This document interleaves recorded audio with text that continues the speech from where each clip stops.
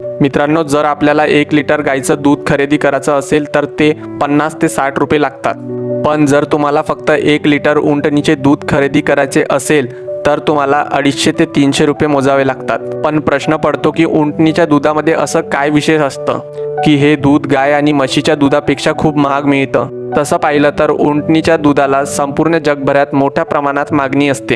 जगभरात हे दूध $30 म्हणजे भारतीय रुपयात 2700 रुपयाला विकलं जातं। तर याचं कारण म्हणजे उंटणीच्या दुधामध्ये इतर जनावरांपेक्षा खूपच कमी प्रमाणात सॅच्युरेटेड फॅट आढळतं। जेवढं हे फॅट कमी असतं तेवढंच दूध चांगलं असतं। त्याचप्रमाणे या दुधामध्ये 10 पटीपेक्षा जास्त व्हिटॅमिन सी पाहायला मिळतं।